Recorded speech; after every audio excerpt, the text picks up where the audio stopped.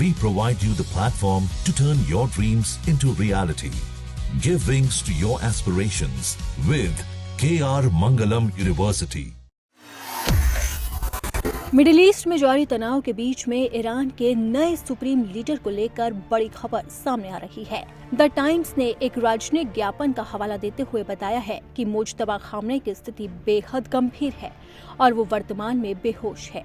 America और Israel खुफिया सूत्रों पर आधारित रिपोर्ट के मुताबिक मुज्तबा खामनेई का कोम शहर में इलाज चल रहा है और वो बेहोशी की हालत में हैं। हालांकि उनकी स्थिति को लेकर आधिकारिक तौर पर कोई स्पष्ट बयान सामने नहीं आया।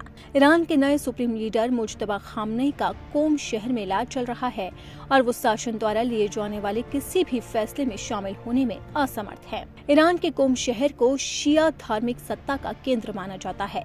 कोम शहर राजधानी तेहरान से 140 किलोमीटर दक्षिण में स्थित है।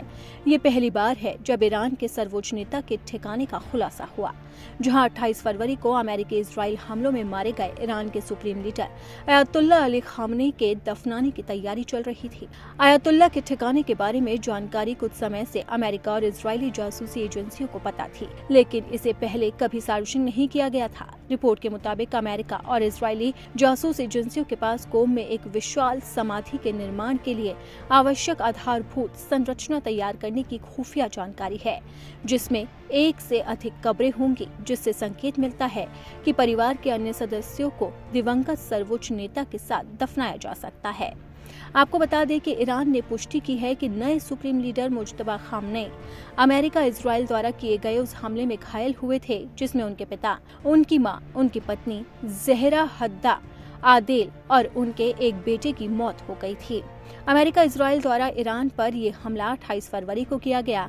इसी हमले के बाद से आज तक मिडिल ईस्ट में युद्ध जारी है। नए सर्वोच्च नेता मुज्तबा खामनेई को मार्च की शुरुआत में उनके पिता के उत्तराधिकारी के रूप में चुने जाने के बाद युद्ध शुरू होने के बाद से सार्वजनिक रूप से न तो देखा गया और न ही उनकी कोई आवाज सुनाई दी है।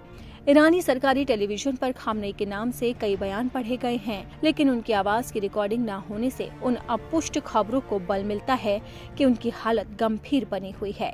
हालांकि ईरानी अधिकारियों ने इस बात पर जोर दिया है कि देश का पूरा नियंत्रण नए सर्वोच्च नेता के हाथ में है, लेकिन पिछली रिपोर्ट में खामनेई के स्वास्थ्य स्थिति के बारे में संकेत दिए गए हैं। तो अब लगातार जो खबरें सामने आ रही है उसके मुताबिक मुज्तबा खामनेई अब तक गायब है और ये ऐसी स्थिति है जब डोनाल्ड ट्रंप लगातार ईरान को धमकियों पर धमकियां दे रहे हैं।